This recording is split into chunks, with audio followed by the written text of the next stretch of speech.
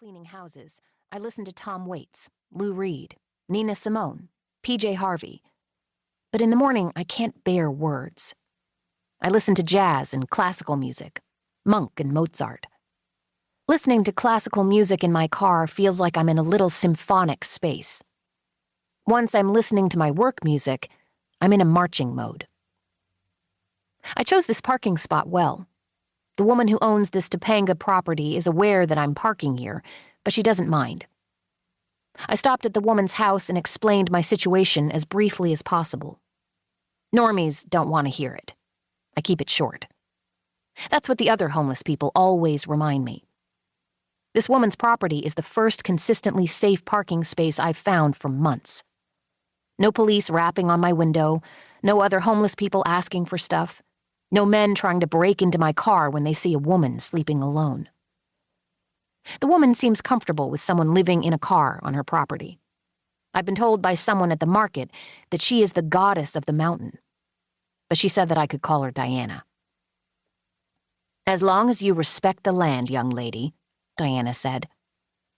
Her house was full of crystals, and it had a fire pit in the middle and a bunch of benches around it with blankets. I assumed she either had a lot of parties or it was for some kind of ceremony.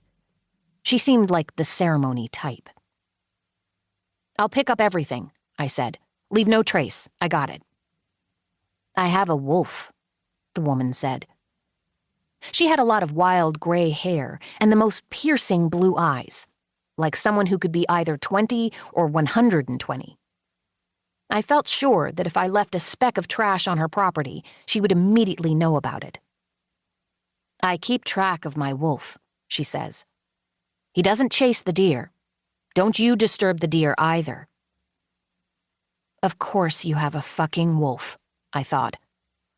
The wolf slipped up quietly behind the woman. "I'll be perfect," I said. "You won't even know I'm here. The deer won't know I'm here either." The woman nodded, and I drove down the mountain in my Nissan to find a little out-of-the-way parking spot. After that, she and I would pass each other and wave, but we rarely spoke. She did have ceremonial parties at her house on weekends, and sometimes she paid me to go get supplies for these events, mostly weed. But mostly, I kept to myself.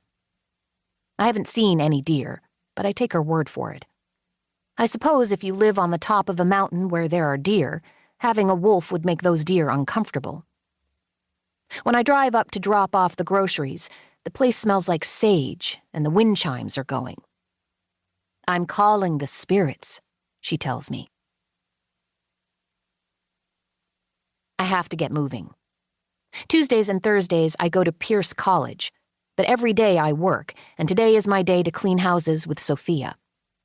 I get up, roll up my sleeping bag next to my small, neat bookshelf, brush my teeth, wash my face, comb my hair, and slide into jeans and a t-shirt. At the bottom of the hill, I'm ready to treat Sophia to Starbucks. Sophia would never buy Starbucks for herself, but she loves it when I buy it for her. She's so funny. She loves licking the whipped cream. I always offer to buy it for her so she can have it at her house, and once a year we get it for her birthday and have it on ice cream, but she says it's silly to buy it all the time. I have thought many times as I go over my budget that Starbucks is a ridiculous expense in a budget that involves saving every penny toward tuition at UCLA. But Sophia is the only one who has my back, and I know that this coffee is like grace between us, and if you are so poor that you lose grace, you've lost everything. I want to keep us even.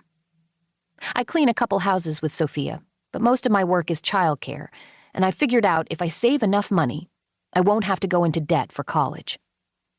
I can't graduate and have thousands of dollars to pay off. I don't want to live like that. I can't picture getting a job that will let me pay off college debt. I've asked people about it, and they talk about debt that you don't pay off as long as you live. I don't want a life like that. A house debt, sure, but a house has equity, our economics teacher says. To be honest, I can't picture owning a house, but taking on debt for a house makes sense to me. Student loan debt is the millstone that sinks a generation. Sophia arrives in a good mood. Olivia, she is getting such good grades.